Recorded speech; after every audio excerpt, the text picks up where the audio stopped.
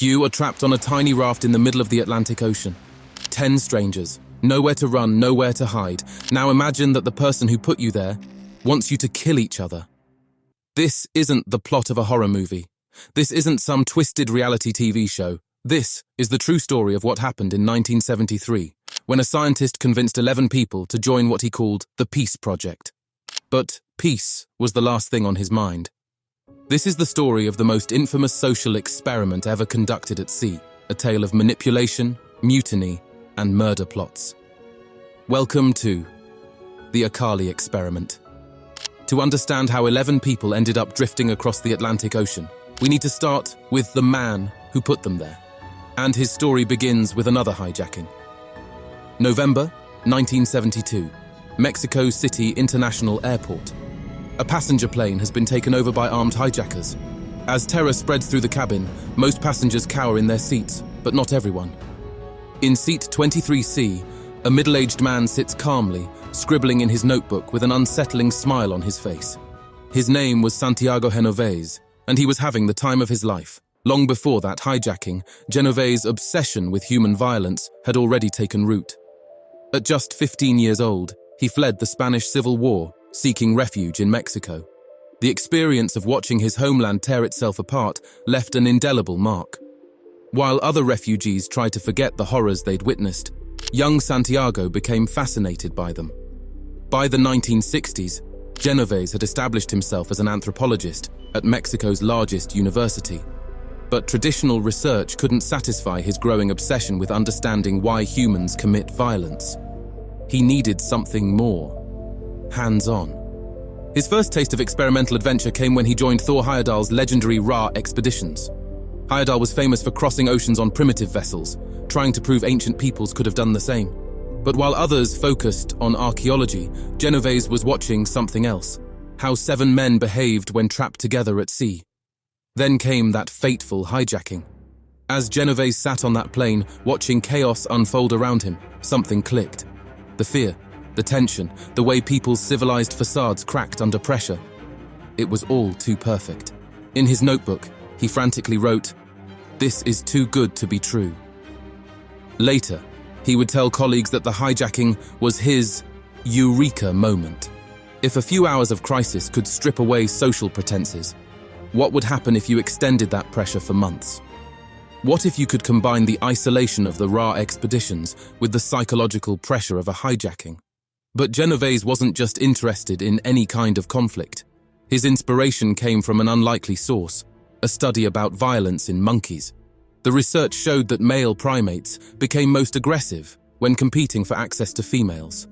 Genovés wondered, would humans act the same way under similar conditions? The experiment he designed was unprecedented. He would build a raft and fill it with carefully chosen subjects. But this wouldn't be like Heyerdahl's all-male crew. No, Genovés had something more provocative in mind. He would recruit 6 women and 4 men, all young and attractive. Then, in a radical twist for 1973, he would put the women in charge of everything: captain, doctor, diver. The men would be relegated to menial tasks like cleaning and food preparation. When the advertisements appeared in newspapers worldwide, they were deliberately vague. Volunteers wanted for scientific expedition crossing the Atlantic Ocean. Must be attractive, outgoing, and willing to face dangerous conditions. What the advertisements didn't mention was Genovés' real criteria. He wanted people who were married or in relationships, people with something to lose, as he put it. He sought out different nationalities, races, and religions, hoping these differences would spark conflict. And most importantly, he wanted people who would create sexual tension. Let's meet the crew that would make up Genovés' human laboratory. Each person was selected with ulterior motives in mind, though none of them knew it at the time. First, there was Maria Björnstam, a Swedish sea captain who had shattered glass ceilings by becoming her country's first licensed female captain. Strong-willed and experienced, she seemed perfect to lead the expedition. But for Genovés, that wasn't why he chose her. He wanted to see how the men would react to taking orders from a woman. Maybe men will become more frustrated when women are in charge, he wrote in his journal, and try to take over power. Savane Zanati brought crucial skills as a professional French scuba diver. Married with children back home, she had the exact kind of something to lose that Genovés was looking for. He made her the raft's official diver, responsible for any underwater repairs. But he never actually intended to let her do her job. That would come back to haunt him later. Edna Reeves was an Israeli doctor who had served in the military. Her medical training made her invaluable, but it was her military background that intrigued Genovés. He deliberately paired her with participants from countries hostile to Israel, hoping to spark political tensions. What he didn't count on was that she would end up at the center of the raft's most intimate moments. Then there was Mary Gidley. On paper, she was just an American waitress looking for adventure. But she carried a dark secret that even Genovés didn't know. She was fleeing an abusive marriage. Her husband had tried to strangle her after overhearing her plans for divorce. "I believed he was going to kill me," she would later reveal. "So I ran and jumped off the boat." For Mary, the Akali wasn't just an experiment, it was an escape.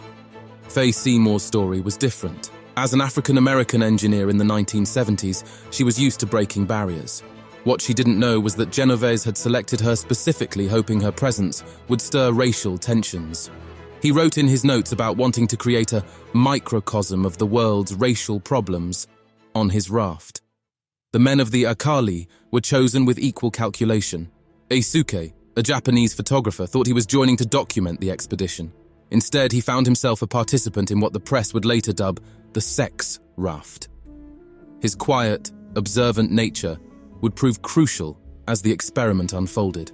José, a Uruguayan anthropologist, shared Genovés' academic background but not his methods. Genovés thought having another scientist aboard would validate his work. Instead, José would become one of his harshest critics.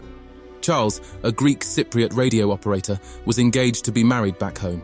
Genovés noted this approvingly in his files, another person with something to lose.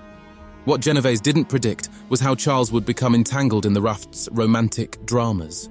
But perhaps the most calculated addition was Bernardo, the Angolan priest. Genovés believed that having a religious figure aboard would create guilty tension around any sexual activity. He even wrote specifically about wanting to see how the presence of a celibate holy man would affect the group's behavior. With his human subjects selected, Genovés turned his attention to creating the perfect pressure cooker environment. The raft itself would be his most powerful tool for manipulation. The Akali wasn't just a raft, it was a floating psychological trap. Named after an ancient Mexican word meaning the house in the water, this 40-foot vessel would become both home and prison to its 11 occupants. Picture this, a platform barely larger than a suburban garage, surrounded by nothing but ocean for thousands of miles. The main living area was exposed to the elements, with just a small cabin that wouldn't even let you stand up straight. This wasn't poor design. It was deliberate. Genovés had studied the architecture of conflict. Every aspect of the raft was engineered to create tension. The sleeping quarters? A cramped space where everyone had to lie side by side, men and women alternating like sardines. The bathroom? Nothing more than a hole in the deck, visible to everyone. Even the most basic human needs would require sacrificing all dignity. But the real genius, or madness, of his design went deeper. Unlike modern vessels, the Akali had no engine. It would drift across the Atlantic using only wind and currents. The steering was minimal. In case of danger, Genovés wrote, they will have no choice but to work together, or die together. Then came the rules. No books were allowed, no games, no entertainment of any kind. Boredom, Genovés noted in his journal, will force their true natures to emerge. The only activities permitted were those necessary for survival and answering his endless psychological questionnaires. These questionnaires would become his primary tool for manipulation. Every week, sometimes daily, the crew would have to answer increasingly invasive questions. Who do you find most attractive? Who do you hate? What would drive you to violence? But the most disturbing part? They had to sign a contract giving Genovés complete control over their bodies, minds, and souls. Many didn't read the fine print. Those who did, like Maria's boyfriend, tried to raise the alarm. But by then, it was too late. May 12th, 1973. The Canary Islands. As dawn broke over the harbour, the crew began to arrive. They came from different corners of the world, carrying small bags with the few personal items they were allowed. Most had never met before. None knew what they were really in for. Reporters swarmed the dock. The story was irresistible. Attractive young people setting off on a scientific adventure. The Peace Project, the newspapers called it. But some journalists were already dubbing it the sex raft, a name that would stick, much to Genovés's frustration. As family members waved goodbye, Maria's boyfriend made one last desperate attempt to warn her. Over the radio, he told her about the contract's true nature, but the Akali was already drifting away from the dock. For the next 101 days, these 11 people would be at the mercy of both the ocean and Genovés's increasingly twisted experiment. The first few days were deceptively peaceful. The crew fell into a routine. Mornings began with breakfast on deck, watching the sunrise paint the Atlantic. Days were filled with maintaining the raft, checking equipment, keeping watch. Evenings brought shared meals and conversations under impossibly star-filled skies. They even began to enjoy themselves. Different languages mixed as they taught each other words and phrases. They shared stories about their lives back home. Bonds began to form, exactly the opposite of what Genovés wanted. For their self-appointed puppet master, this harmony was infuriating. Where was the conflict he'd predicted? Where was the sexual competition? The violence? Each passing day of peace was a failure in his eyes. That's when Genovés decided to take more direct action. If his laboratory rats wouldn't fight on their own, he would have to force them. And so began what the crew would later call the manipulation phase of their journey. It started subtly. During the mandatory group meetings, Genovés began sharing snippets from his observations. "I've noticed some interesting attractions developing," he would say casually, watching faces for reactions. But when this failed to spark conflict, he escalated. Week 3 marked the beginning of his most notorious tactic, reading the private questionnaire responses aloud to the entire group. These weren't just simple surveys anymore. The questions had become increasingly invasive. Who on the raft would you sleep with if you could? Who do you think is plotting against you?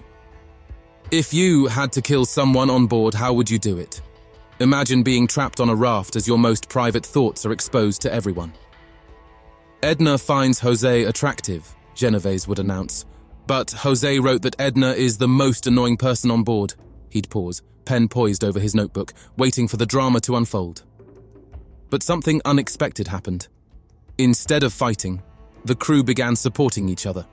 When Genovés revealed someone's secret attraction or frustration, the group would talk it through.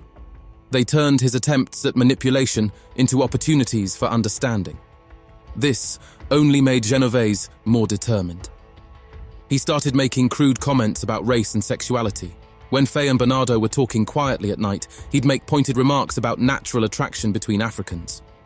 When Charles and Savan worked together, he'd suggest that Europeans should stick together. Then came the physical provocations. He'd splash water in people's faces, claiming it was just the waves.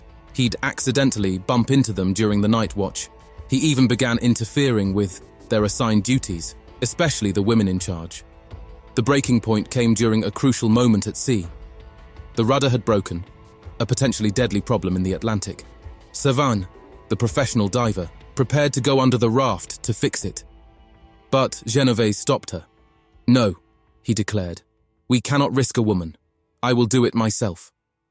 What followed was almost comical. Genovés, with no diving experience, tried to use Savane's equipment.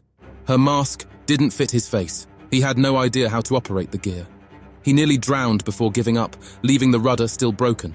That night, while Genovés slept, Savan slipped into the water and fixed the rudder herself. When he discovered this act of defiance the next morning, he was furious. It was becoming clear to everyone that their supposed objective scientist was losing control. Not just of his experiment, but of himself, but the rudder incident was just the beginning. As the Akali drifted into the Caribbean, nature would present a challenge that would expose Genovés's true colors and push the crew to contemplate murder. A hurricane was approaching. Maria, the experienced captain, wanted to dock at a nearby island until it passed. It was the only safe choice. But for Genovés, the storm wasn't a threat. It was an opportunity. "The experiment cannot be contaminated by outside contact," Genovés declared. Standing on the deck as dark clouds gathered, he made an announcement that shocked the crew. "As of this moment, I am taking command of this vessel. We will continue forward." It wasn't just a mutiny. It was madness. Maria, their qualified captain, watched in disbelief as this anthropologist, with no sailing experience, ordered them directly into a hurricane's path. "Science," he claimed, "demands risk." The next hours were terrifying. Massive waves crashed over the tiny raft. The crew huddled in the cabin, soaked and scared, as Genovés stood at the helm seeming to relish the danger. By sheer luck, the hurricane changed course, barely missing them. But something fundamental had changed on the Akali. That night, as Genovés slept, the first whispers of murder began. The crew gathered in small groups, speaking in hushed tones. They weren't just afraid anymore, they were angry. Faye had the first idea. "We could all put our hands on the knife," she suggested. "Plunge it in together. That way, we'd all be equally guilty." Others proposed making it look like an accident, a simple slip overboard in rough seas. Edna, the doctor, offered another solution. She had access to the medical supplies. A lethal injection while he slept would be quick and quiet. They had come aboard as part of a peace project, yet here they were, plotting their leader's death. The irony wasn't lost on them. Genovés had wanted to prove that humans would resort to violence when pushed to their limits. Now, after weeks of his psychological torture, they were proving him right, just not in the way he'd expected. But they never went through with it. Despite everything Genovés had done, despite the real danger he posed to their safety, they chose mercy over murder.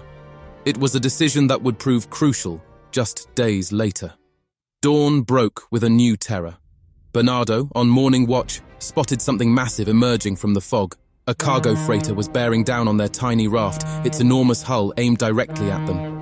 This was the moment when all of Genovés' theories about leadership and human nature collapsed.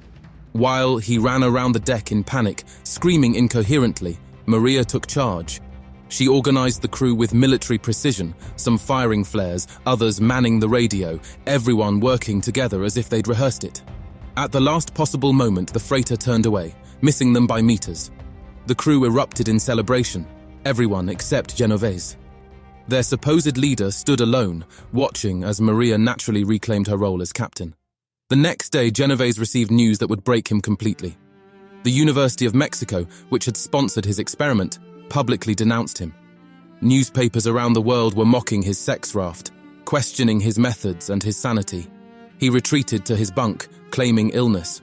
Some suspected he was simply sulking, his ego bruised by the crew's rejection of his authority. But something deeper was happening, something that would change him forever. With Genovés confined to his bunk, something remarkable happened on the Akali. The artificial tensions he'd tried so hard to create simply melted away. Without his manipulation, the crew discovered who they really were and what they could mean to each other.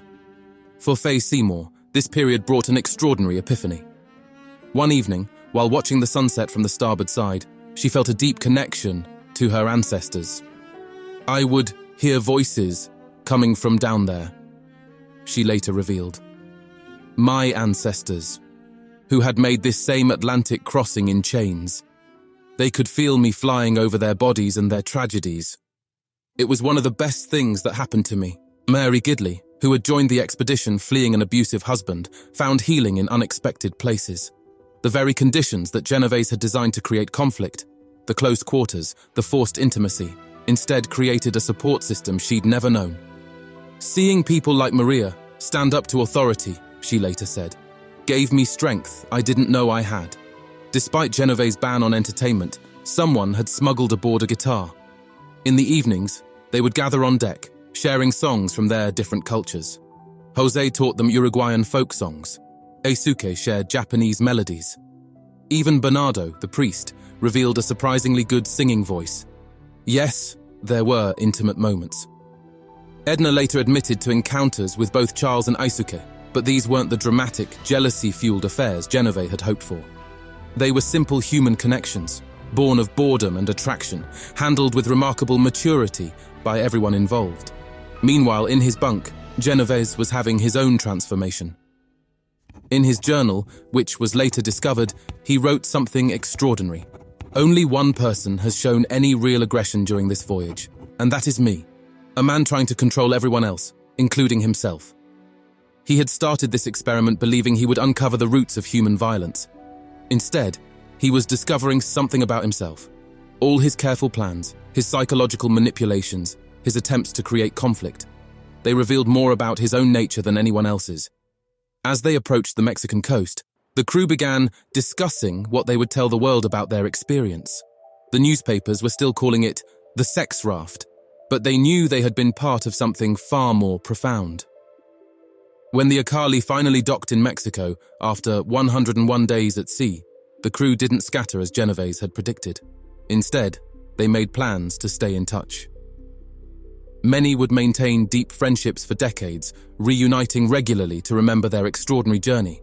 Reporters swarmed the raft, hungry for salacious stories. But what they found instead was a group of people who had discovered something remarkable about human nature. Not its capacity for violence, but its resilience, its ability to form bonds in the most unlikely circumstances. Years later, when asked about the experiment, Maria summed it up perfectly. Santiago was so focused on finding violence and conflict that he missed the real story. We started as them and us, and we became just us. The Akali experiment is often dismissed as a failed study in human aggression, or worse, as a sensationalized media stunt. But perhaps its real significance lies in what it accidentally proved. That even in the most manipulated circumstances, even under the most intense pressure, humans are capable of choosing connection over conflict, compassion over chaos. In trying to study the worst of human nature, Santiago Genovés inadvertently revealed its best. His floating laboratory of conflict instead became a testament to human resilience and our capacity for understanding. And perhaps that's the greatest lesson of the Akali. Sometimes, when we're searching for the darkness in human nature, we accidentally discover the light instead. The story of the Akali didn't end when they reached Mexico. For many crew members, it was just the beginning of a lifelong connection that would span continents and decades. Maria Björnstam returned to Sweden, where she continued breaking barriers in the maritime world, but she never forgot her time on the Akali. "I still hate Santiago," she admitted in a 2019 documentary, decades after the experiment. "Even though he's dead, I hate him." The experience had taught her something crucial about leadership. Sometimes the strongest thing you can do is stand up to authority. Mary Gidley's transformation was perhaps the most profound. The woman who had boarded the raft fleeing an abusive marriage found her voice. The experience of standing up to Genovés gave her the strength to rebuild her life. She later became an advocate for domestic violence survivors, using her story to help others find their courage. Faye Seymour took her powerful experience of connecting with her ancestors and channeled it into education. She began speaking at universities about the African diaspora, using her unique perspective of having traced their journey across the Atlantic, not in chains, but as a free woman pursuing scientific discovery. Savan Zanati returned to her diving career, but with a different outlook. The night she secretly fixed the rudder became a personal symbol of quiet competence over loud authority. When asked years later if she regretted going against Genovés's orders, she simply smiled and said, "The raft needed fixing. I was a diver. Sometimes things are that simple." Charles and Edna's brief romantic connection on the raft didn't last, but their friendship did. Years later, they would laugh about how their affair had disappointed Genovés. He had hoped for drama and jealousy, but instead got mature adults handling attraction with respect and honesty. Eisuke, the quiet photographer, continued his career behind the lens, but his experience on the Akali changed what he chose to capture. He became known for photographing moments of human connection in unlikely places, perhaps influenced by what he'd witnessed on that tiny raft. As for Santiago Genovés, his scientific reputation never quite recovered. The university's denouncement of his methods haunted his career. He spent years trying to analyze the data from the experiment, looking for proof of his theories about human violence. But his most honest moment might have been that journal entry written in his bunk, recognizing himself as the true source of aggression on the raft. In 2019, a documentary called The Raft brought the surviving crew members together again. The reunion was extraordinary. Despite their advanced ages, despite the decades that had passed, the connection was still there. They embraced like family, picked up conversations as if they'd never ended. During filming, they stood on a full-size replica of the Akali built in a film studio. As they walked those familiar dimensions, memories came flooding back, but they weren't memories of conflict or fear. They were memories of friendship, of survival, of human beings choosing to see the best in each other despite someone's attempts to bring out the worst. The Akali experiment had set out to study violence, but instead became a testament to human connection. 50 years later, its participants had proved something remarkable, that the bonds formed in adversity can last a lifetime, Perhaps that's why this story continues to fascinate us. In an era of division and conflict, the Akali stands as a reminder that human nature isn't fixed. When given the choice between hatred and understanding, between violence and compassion, people can surprise us, even themselves. The Akali may have been dubbed the sex raft by sensation-seeking media, but its true legacy is something far more profound. A testament to the human capacity for connection, resilience, and grace under pressure.